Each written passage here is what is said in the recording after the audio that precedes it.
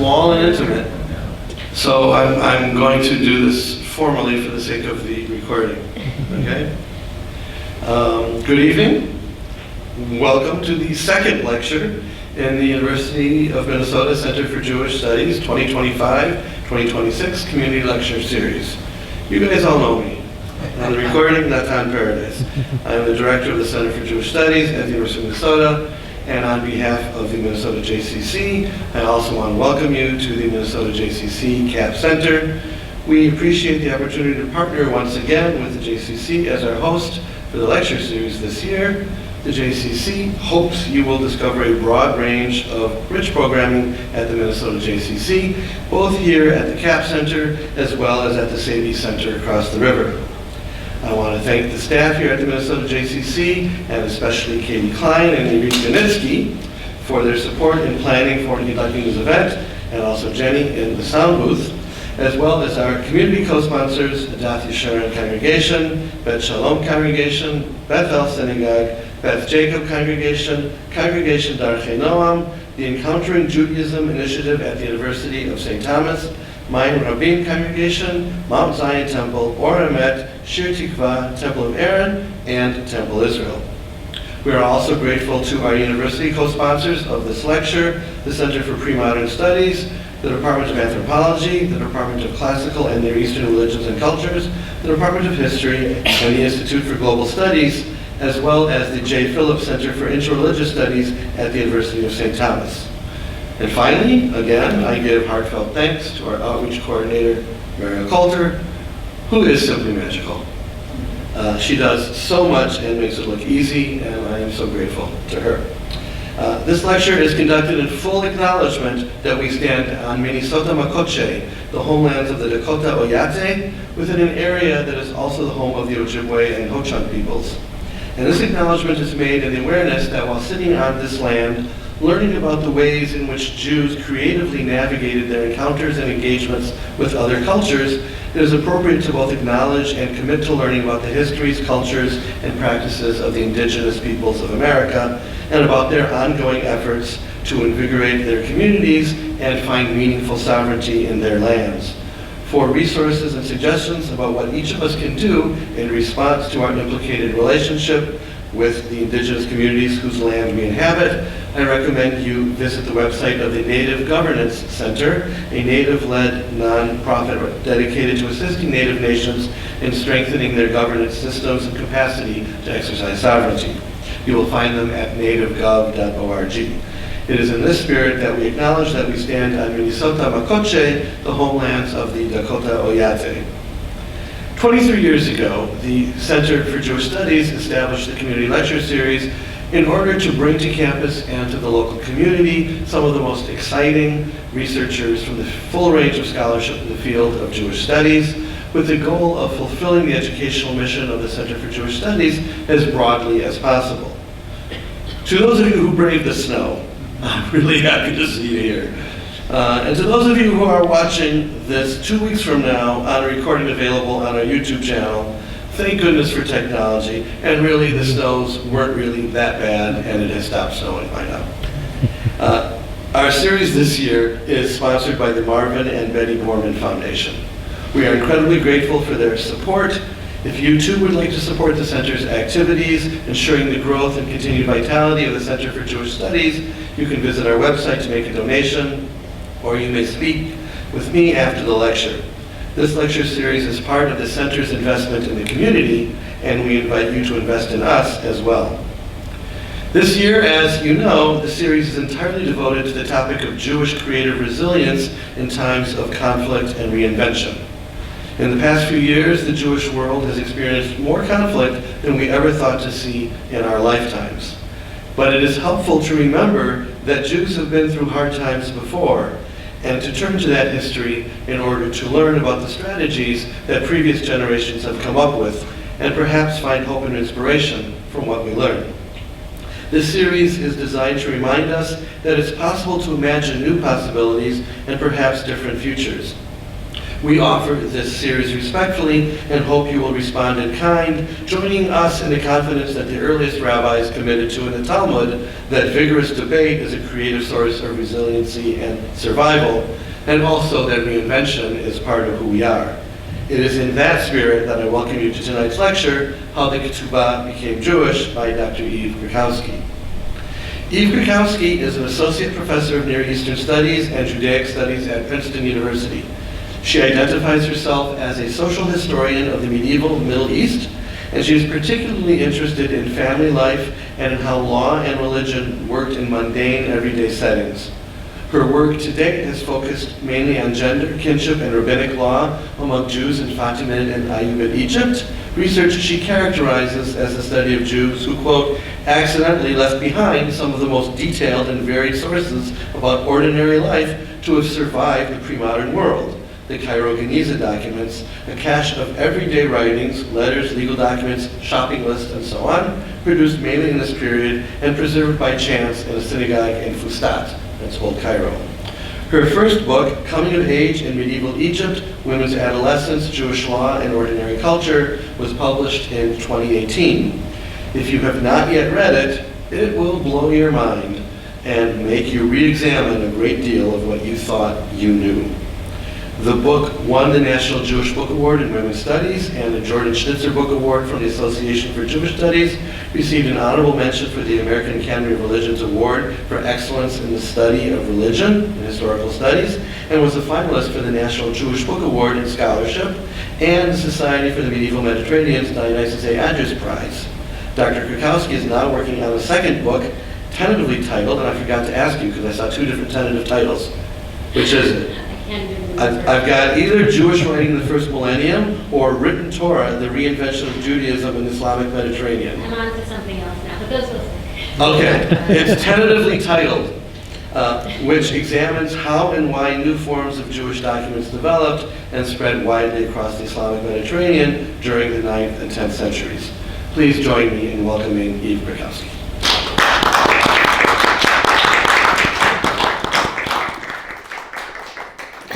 Okay, thank you so much for that very kind introduction, and thank you so much, those of you who braved a truly scary ride to get here. Can you all hear me okay?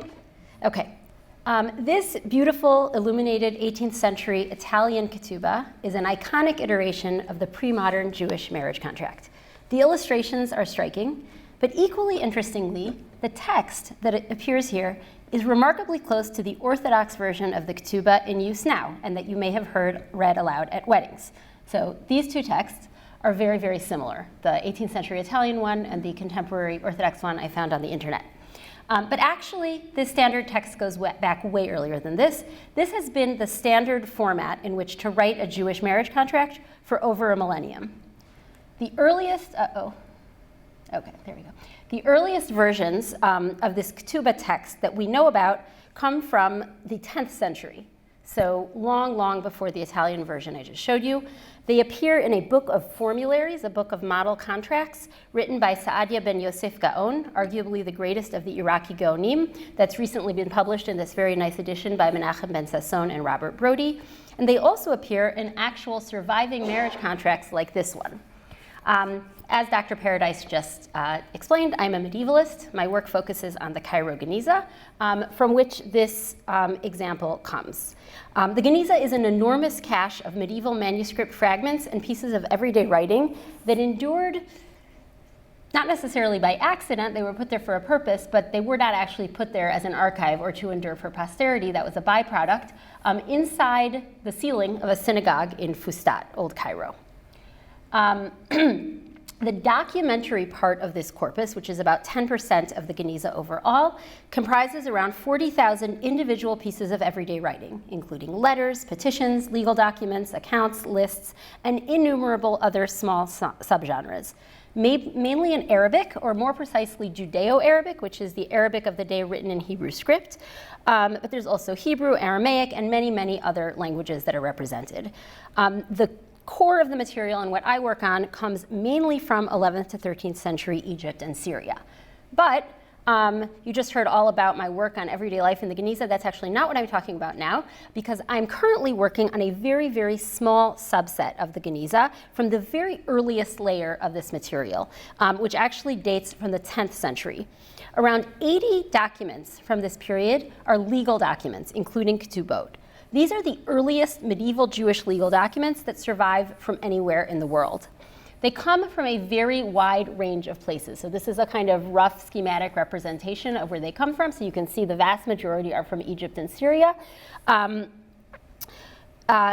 we have sort of 1 or 2 documents each from spread as far west as Kairouan in present-day Tunisia, to Fustat in Egypt, to Damascus, all the way to Baghdad in Iraq. And yet, despite this very wide geographical diffusion, they're almost all written in remarkably similar ways. So the reason I'm showing you the images is so that you can see that this is true visually, right? They're very visually cohesive, but they're also extremely standardized at the level of their formulaic language. So many of these documents use the same very stable, lengthy series of clauses that are extremely predictable from document to document. So in the same way that the Ketubah text stays the same from the 10th century until now, all of these legal documents across regions in the 10th century already look very similar to each other at the level of text. I am working to understand how this way of writing documents, which had spread in such a stable fashion among Jews everywhere that we know of by the 10th century, developed and crystallized. And in this talk, I'm going to focus on the case of the Ketubah, the Jewish marriage contract that remains so well known even today. So I'm going to start with some introduction. What is a Ketubah? The word, actually, I shouldn't show you that yet, because you're going to read it instead of listening, and I'm not up to it yet. The word Ketubah literally comes from the term written. It's a metonym for a particular marriage payment, which is also called a ketubah, that the groom promises to give the bride. In English, this is technically called a dower. And it's called a ketubah because it is recorded or written in this type of contract. So the term covers both this payment and the contract itself.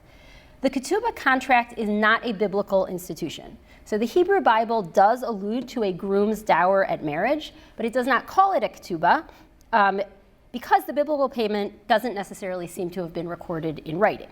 In fact, the Bible does not mention any kind of contract produced at the time of marriage at all. Instead, scholars most often describe the ketubah as a rabbinic institution, which developed in early Roman Palestine among members of the rabbinic movement, the same people who ultimately produced the Mishnah, the cornerstone of classical rabbinic literature.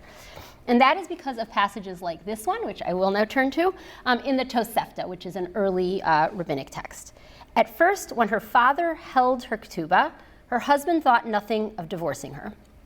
Shimon ben Shetach established that her husband should hold her ketubah and he should write for her. All the property I own stands as surety and guarantee for your ketubah.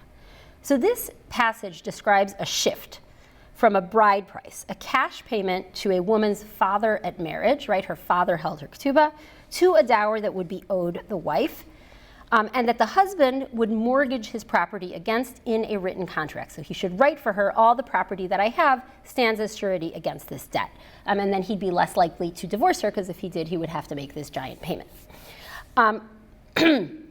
We actually find this exact phrase in the very earliest surviving ketubah, an Aramaic contract from 1st century Roman Judea, which reads, "All that I have and all that I will acquire stands as surety and guarantee for your ketubah." This Tosefta very possibly describes a real historical shift leading up to documents like this that had occurred in the previous centuries from a bride price to a debt owed the wife. And Shimon ben Shetach, this sort of proto-rabbinic figure, may well have played some kind of role in this shift. But this passage is often read by scholars and also kind of in general introductions more expansively. It's read as an origin story for the ketubah. Right, so the idea is maybe Shimon ben Shetach developed this phrase and sort of made up the idea of writing this kind of contract. But that is actually not possible, because a precisely equivalent phrase, mortgaging the husband's property against his marriage contract, against his marriage contract promises, rather, appears in much older Demotic marriage contracts from Hellenistic Egypt. Demotic is a descendant of ancient Egyptian that was in use in the Hellenistic period, still in use in the Hellenistic period when this contract was produced. And this is just one example of quite a few. Everything that belongs to me and that I will acquire is the guarantee for every word and everything written above. So this clause was a standard practice floating around the Hellenistic Near East among other people besides Jews, including people in Egypt. It was not a rabbinic invention. So if the Ketubba is not biblical, and as I think is clearly the case based on this and other such parallels, it is not fully originally rabbinic, what is it? I am not at all the first scholar to point out parallels like this one. But these parallels have never been closely traced from beginning to end, and especially not into the Middle Ages. Once we do try to trace them, a really interesting and in some ways unexpected story emerges, and that's what I'm going to be sharing with you, kind of a few of the broad outlines of this story.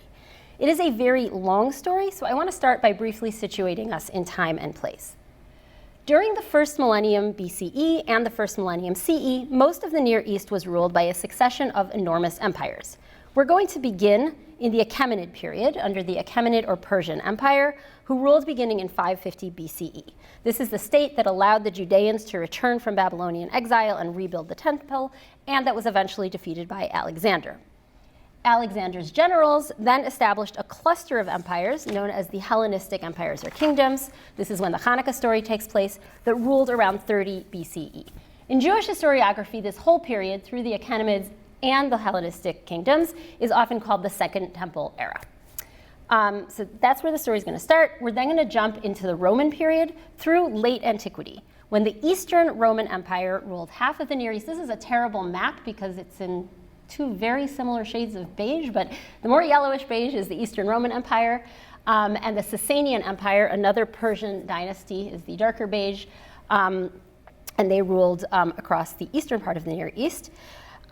This is when the rabbinic movement flourished, and we have rabbinic literature both from Roman Palestine and from slightly later the Babylonian Talmud, which was produced under Sasanian rule.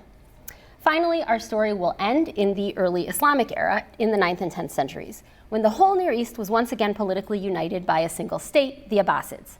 This is a period of unprecedented cultural cohesion in the Near East, when classical Islamic traditions and institutions crystallized, and when the Gaonic yeshivot, scholastic institutions devoted to Talmudic learning, flourished in Baghdad, the Abbasid capital. Okay, so why cover such a long time span? I've developed two basic axioms while working on this project that underpins the way that I am thinking about these documents and their evolution, and the way that I'm going to talk about them.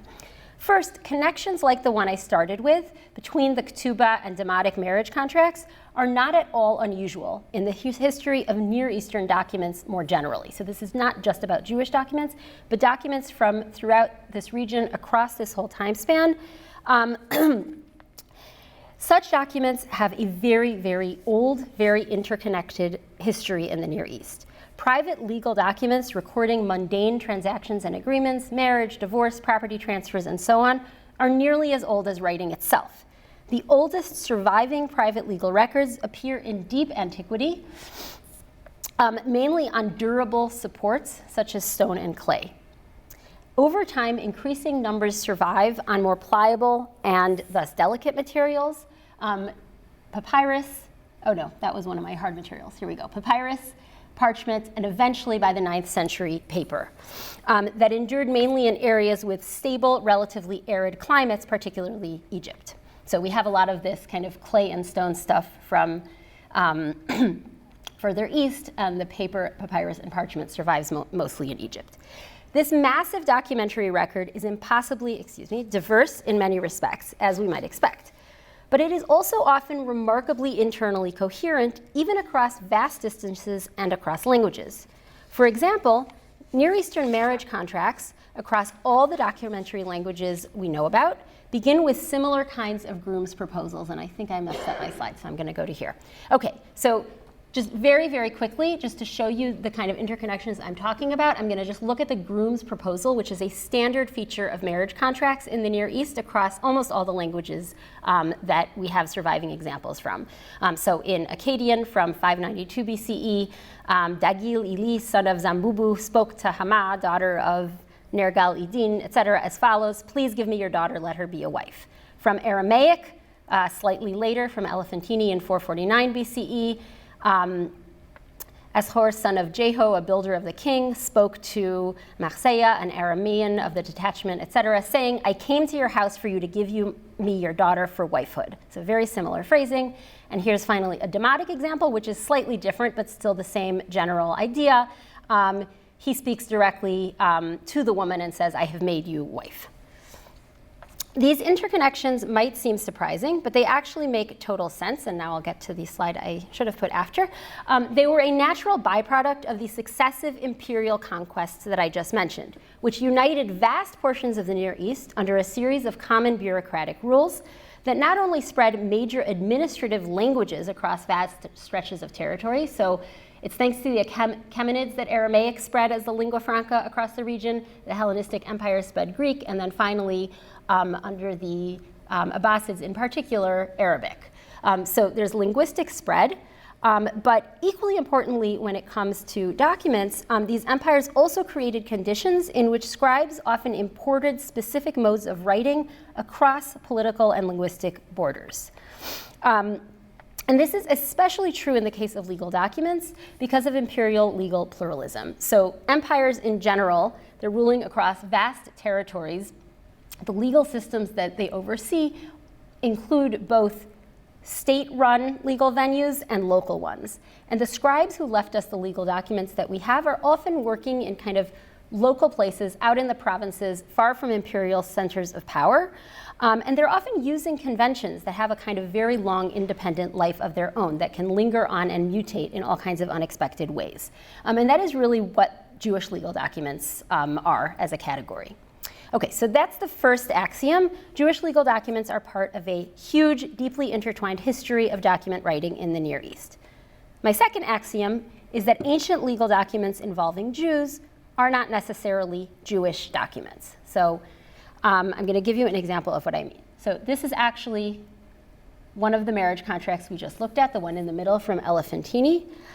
It's an Aramaic marriage contract written for a Jewish bride at Elephantini, all the way down in the south of Egypt where the red star is. Here's a nice picture of present-day Elephantini, where a sizable, it's a remote kind of military outpost in this period of the Achaemenid Empire, and it has a substantial population of people who, in the materials that survive from there, call themselves Yehudae in Aramaic, or in Hebrew, Yehudim, which can be translated either Jews or Judeans, more typically Judeans. So this is one of 3 marriage contracts involving Jews that survive from this place. It's a very fascinating contract in all kinds of ways. It opens with one of the groom's proposals that I just showed you. Then the husband, that's not what's on the screen yet, the husband pays his father-in-law a bride price. Then the wife's dowry is listed. And then at the end of the contract, you get this very, very interesting series of promises about what will happen if one spouse dies or divorces the other. Tomorrow or the next day, should the groom die without a child, the wife has the right to his house and his goods and property. If she should die without a child, then he will inherit from her her goods and property. So there's kind of egalitarian inheritance. And then even more interestingly, also egalitarian divorce. Tomorrow or the next day, should she stand up in an assembly and say, I hate my husband, silver of hatred is on her head, meaning she has to pay a fine, but she can take her dowry, all that she brought in, all that she shall take out from straw to string. So she can actually stand up and declare that she wants to divorce him.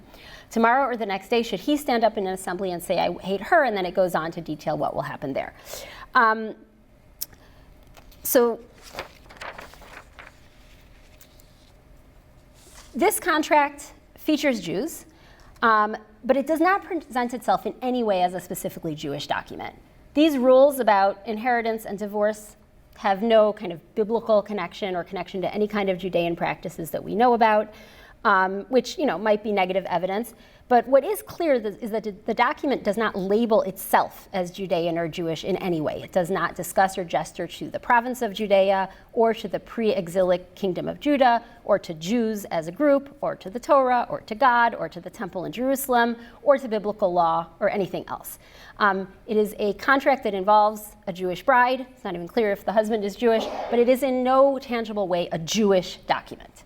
Okay? And I'm showing this to you in order to contrast it with the Ketubba, which we are now finally going to get to. So, in contrast, I'm going to turn now to the earliest legal documents we have that do present themselves as both ethnically and religiously Jewish texts. They happen to be marriage and divorce documents, and we're not going to talk about the divorce deeds now, just the marriage documents. So the earliest references to a marriage contract that has this kind of Jewish self-labeling come from the Hellenistic period.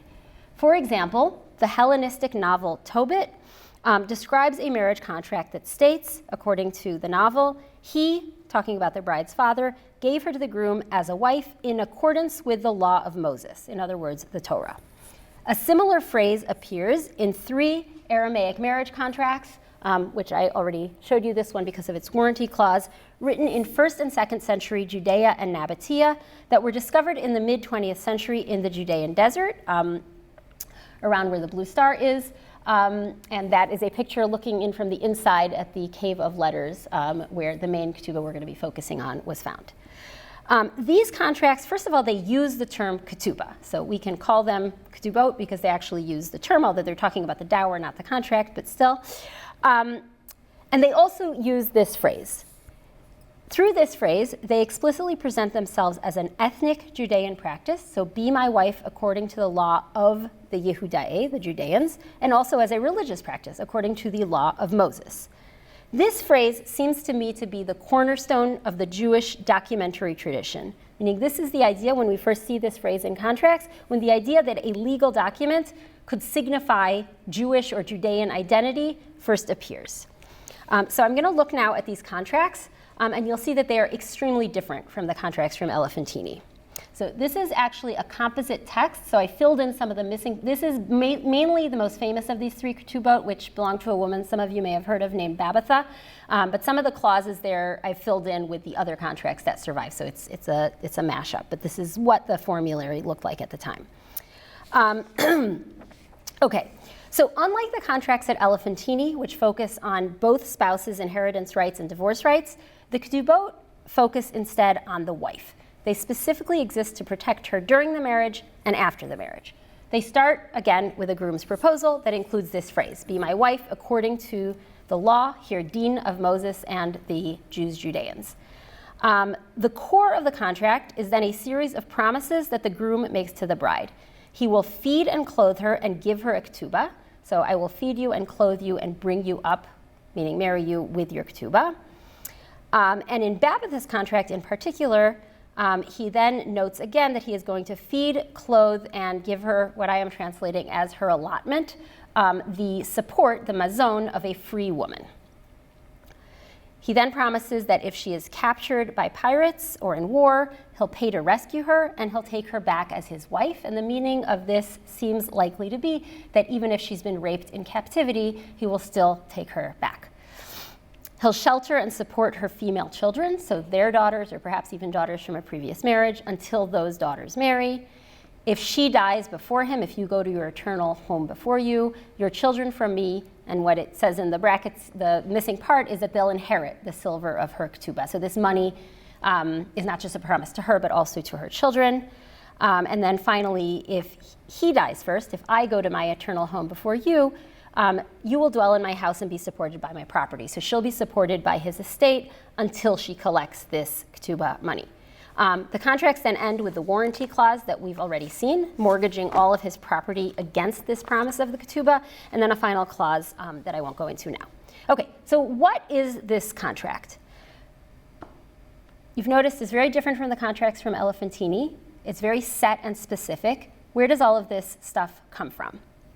The phrase, be my wife according to the law of Moses, might suggest that these are biblical promises, right? That would be logical. But for the most part, that is actually not the case.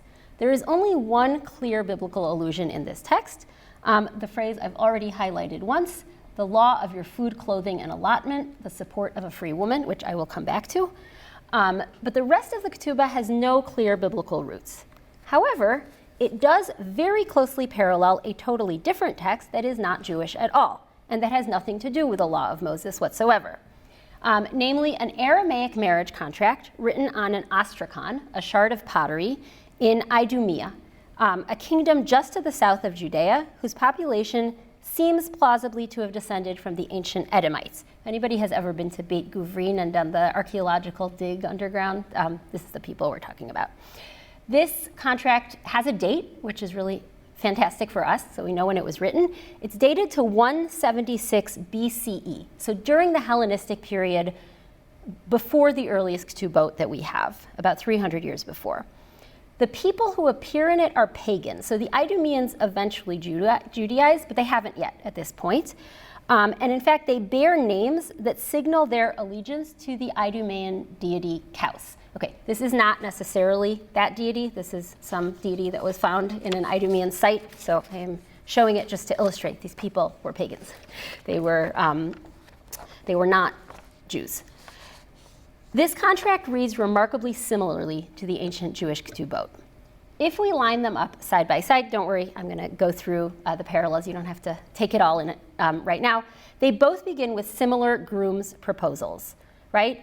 Something be my wife. In the Idumean contract from Maresha, it says, give her to me according to the law, nomos of the daughters. And then you saw that the shard breaks off, right? It breaks off right before the next phrase, but it probably said the daughters of the Idumeans. There's good reason to think that, which you will see in a minute. And in the Ketubah, something, something, my wife, according to the law of Moses and the Judeans. The heart of both contracts is also similar. So they each contain a series of related promises from the husband, which are not exactly identical, but the two promises in the Idumean contract also both appear in the Ketubah. So the sons will inherit, and something suggesting that the wife will be supported if she is widowed. So how I understand this relationship, these contracts are not identical to each other, but they're kind of like cousins. They have a similar overall shape, some pretty striking, clear parallels, and there's nothing in either of them that is clearly extraneous that is not in the other. They're also both kind of relatively short and compact as marriage contracts go, which suggests that the ancient Jewish Ketubah began its life as a regional Judean version of an Aramaic contract writing tradition, of which this Idumean contract is also a different regional variation that was probably common among other peoples in the region as well, that we just don't have examples from. What made the Ketubah Jewish, as opposed to just a Judean variant of this way of writing contracts, is not really any of its content, but rather the phrase that I keep harping on, according to the law of Moses and the Jews. So I want to focus now on that phrase. Where does that come from? Does it reflect a shift among Judeans towards thinking of marriage in a newly ethnically or religiously coded way? So for example, we could imagine that maybe the law of the Judeans hints at some kind of opposition to intermarriage, right? So this contract is in accordance with the law of the Judeans. It only involves Judeans marrying other Judeans. That's plausible, but I think it's not true. I think the answer is that it does not reflect such a shift, because remarkably, this phrase, which seems so Jewishly specific, also has a broader Near Eastern history. Its roots are not specifically Jewish either. And we've actually just seen a hint to that in the fact that the Maresha contract, the Idumean contract, includes this similar phrase, give her to me according to the law of the daughters of Idumea, which is parallel to the law of Moses and the Judeans. In fact, though, this kind of clause is actually much, much older than this. Similar formulas appear in some of the very oldest marriage-related texts and documents that we have from the ancient Near East. So I'm going to go way back before my timeline now, and I didn't think it was worth going all the way back there, but like we're talking, millennia before we get to this point. These extremely ancient examples help explain what such formulas meant. They did not describe the couple's ethnicity. They did not describe the religious status of a marriage. They described pretty narrowly the regional norms that governed what a husband owed his wife, and more specifically, his free, that is, non-enslaved wife. The oldest surviving examples that we have express this idea in the same way as the Idumean contract by referring to the daughters or the daughters of a given people or place. There are 3 known texts from the ancient Near East that employ this idiom, and everything I'm about to say is, quote, is a paraphrase of this article by Masamichi Yamada. So this is not my argument, this is his, but I think it's very compelling in light of what we see in the Idumean and Jewish contracts. Okay, so the first contract is from Amar in northern Syria. It dates to the 12th or 13th century BCE. In it, a man gives his daughter, Nami Shada, I'm on the 3rd line down, to a woman named Dagan Milki as her daughter and daughter-in-law, according to the custom of the daughters of Amar. Okay. Let me first say, in a detailed analysis of this contract, Yamada argues, I think convincingly, that slavery must have lurked in his background. So even though the contract here does not mention slavery at all, he reconstructs the kind of social conditions of this marriage and compares it to the other examples we're about to see. And he argues that the clause here means that the woman should treat this wife, her new daughter-in-law, as a free woman of Amar, of the city, and not as a slave. Another matrimonial adoption, this is not just a marriage contract, but a matrimonial adoption contract written in the 14th century BCE at Nuzi in northern Iraq, and it makes the link to slavery explicit. Here, a woman adopts another woman, again as her daughter, and it says, sorry, I lost my place here. Okay, and it specifies that she should treat this woman as a daughter of Arapha, a city name. She shall not turn her into a slave.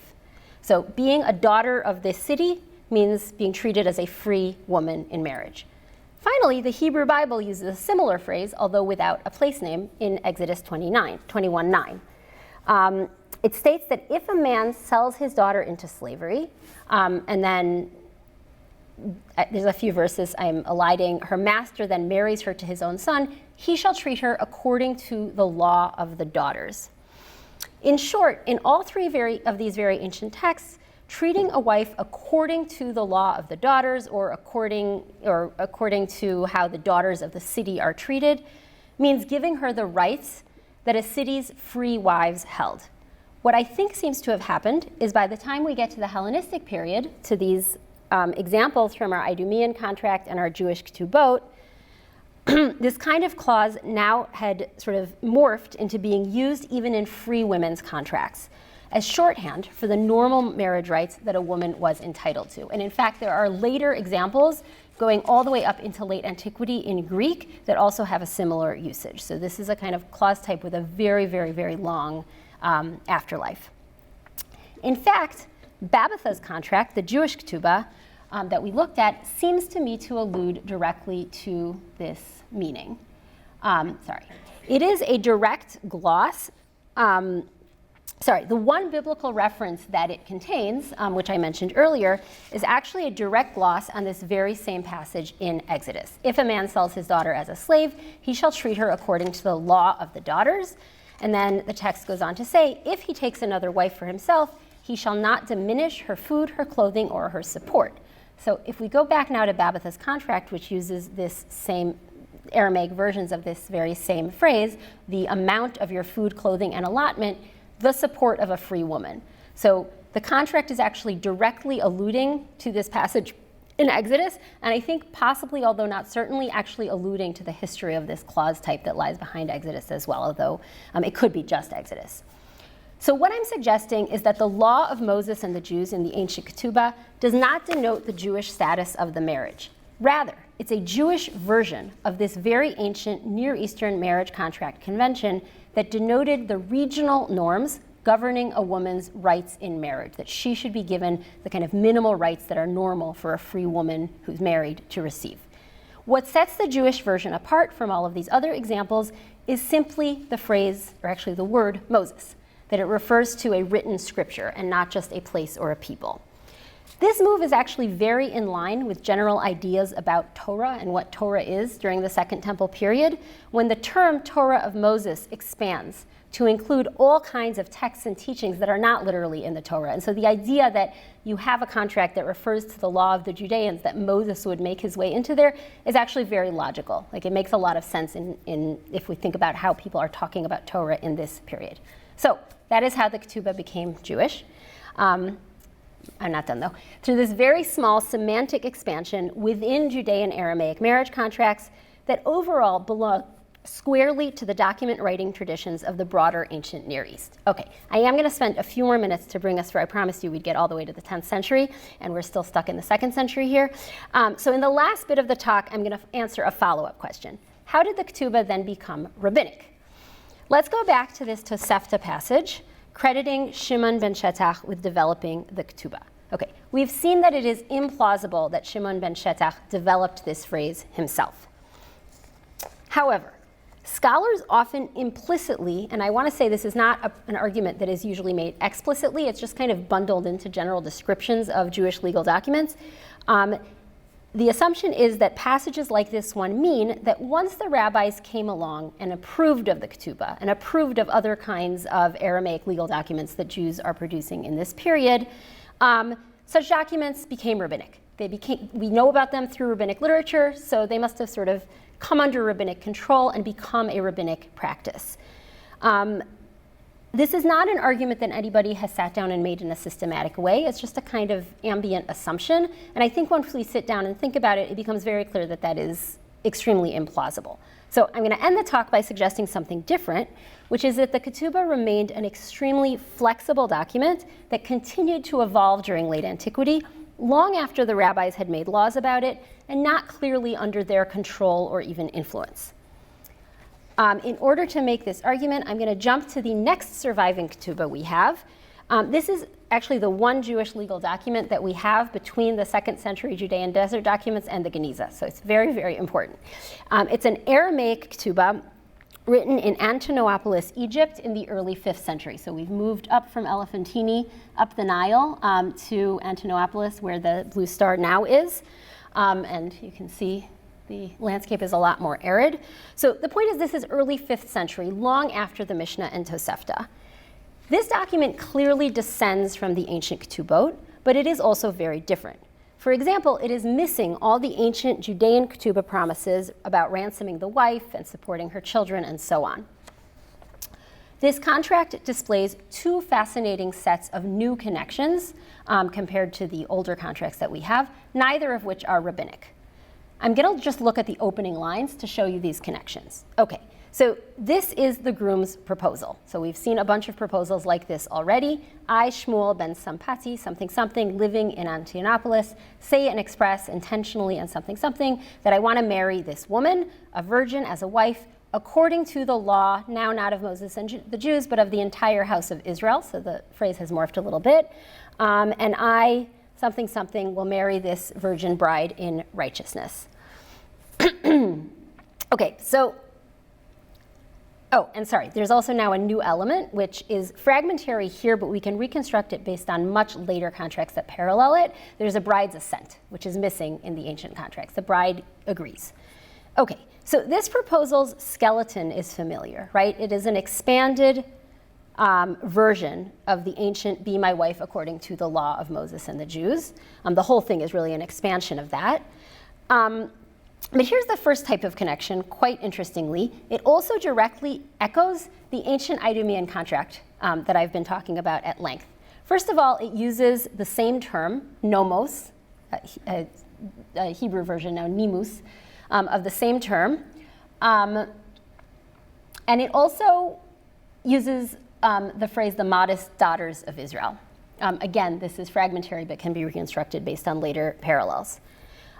So it could be that this is a coincidence, but I think it's suggestive that these phrases do not appear in rabbinic literature, they don't appear in the ancient Judean Ketubot, and that they show up here centuries later. If we take them seriously as meaning something, they seem to suggest that this 5th century post-Mishnaic Ketubah still belonged to a living scribal tradition in which scribes are still drawing on kind of ancient conventions that trace all the way back to the Hellenistic period. And this is especially interesting because by this time, as far as we know, Jews are the only people still writing Aramaic marriage contracts or Aramaic contracts of any kind in the Roman Near East. Everyone else had switched to either Greek or in Egypt to Coptic. And yet Jewish scribes who are still working in Aramaic may still have been drawing on this much older, more ancient Aramaic tradition. At the same time, these scribes were also adapting to and borrowing from the documentary world that they lived in. So if the first set of connections, which I tentatively think is plausible, is to the Idumean contract, the second set is much more obvious. Greek contracts written in the late Roman period in Egypt, once Egypt had Christianized and become majority Christian, used numerous virtue labels signaling the couple's sexual chastity. So I've just highlighted, blamelessly, he will marry her blameless, she is blameless and without reproach, and he will marry her in companionship. This is a new phenomenon that seems to come into contracts with Christianization, and we have somewhat similar terms in this late ancient Jewish contract from the 5th century. He's going to marry her in righteousness, in purity and holiness, like the modest daughters of Israel. So this 5th century Ketubba maybe still reflects a living ancient tradition, but it is also a living and evolving tradition in which scribes are drawing on their environment, on the way Greek contracts are written around them, and not necessarily by rabbinic teachings, because none of these features are rabbinic particularly. Sorry, let me fix my slides. Okay. It's not until we jump to the 10th century, after the spread of Islam, when we get to my Geniza contracts, that the Ketubba seems to have become both fixed, so that kind of stable text that endures up until the 21st century, first appears in the historical record in the 10th century in a very fixed way. And this is also the first point at which the Ketubba becomes closely associated with rabbinic authority. Its text appears in Saadia Gaon's formulary book, where it's presented as a rabbinic practice. And in the Geniza documents overall, it is widely associated with rabbinite, which is just the term for medieval rabbinic people, rabbinite identity. This medieval version of the Ketubba is again different from its predecessors, but it clearly descends from them. And not just from the ancient Ketubot that the rabbis knew about, but actually from the late ancient, late Roman Ketubba from Antinopolis that we just looked at, meaning this continues to be some kind of living scribal tradition that goes on independent of what's written in rabbinic literature all the way down to the 10th century. So again, I'm just going to focus on the groom's proposal. So here I have the late ancient Egyptian Ketubba and the 10th century Egyptian Ketubba side by side. So both the bride's assent, which first shows up in that 5th century contract, that gets retained into the medieval Ketubba, and so does this virtue term in righteousness, which first appears in the late ancient post-Christian Ketubba. So both these elements suggest direct continuity with the long scribal tradition of Ketubot all the way into the 10th century. The medieval Ketubba also contains something new, namely direct references to the Hebrew Bible and to the rabbis, and this is actually more marked in this Geniza Ketubba than it is in Saadia's formulary. So in this Geniza Ketubba, the payment is described, the Ketubba payment is described as comprising the 12.5 zuzeh that scripture prescribes for you, and then later on it actually refers specifically to the sages. So 12.5,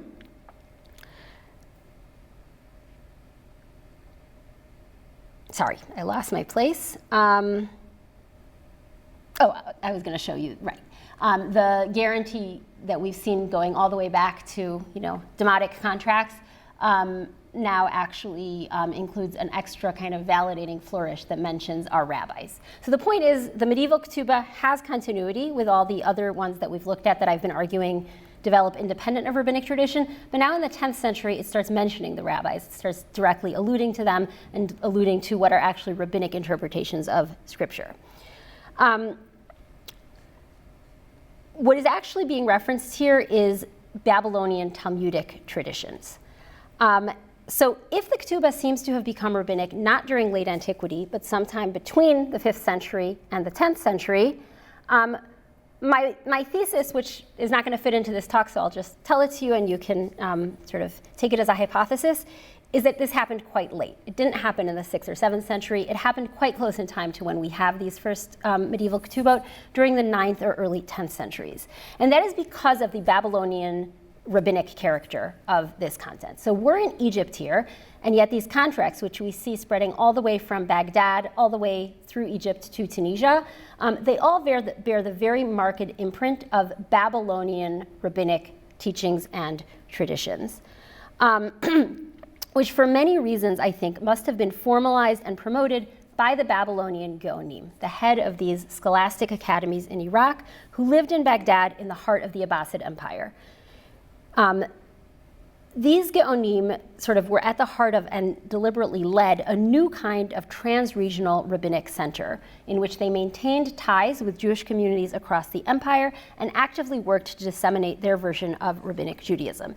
In fact, into the 11th century, we still have a small number of alternative ketubot that follow traditions that look a lot more like that ketubah from 5th century Egypt, and that have more of a Palestinian character to them. But the Babylonian ketubah eventually kind of dominates so completely that these disappear. So this too is an imperial story.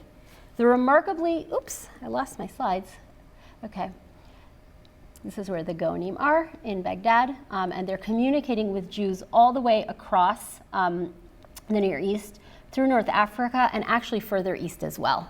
We know from a slightly later evidence.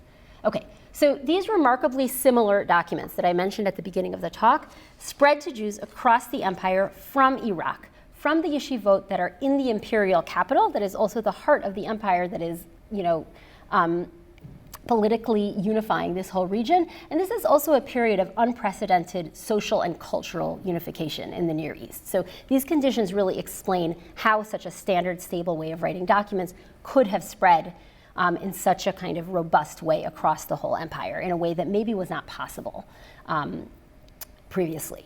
Okay, in conclusion, I have argued that the ketubah is the last surviving descendant of the Aramaic branch of a marriage contract writing culture that once flourished across the Near East, not just among Jews. And I really think about this every time I'm at a wedding and hear it being read. At least at some point, likely in the Hellenistic period, Judean versions of such contracts subtly Judaized by incorporating the phrase, the law of Moses.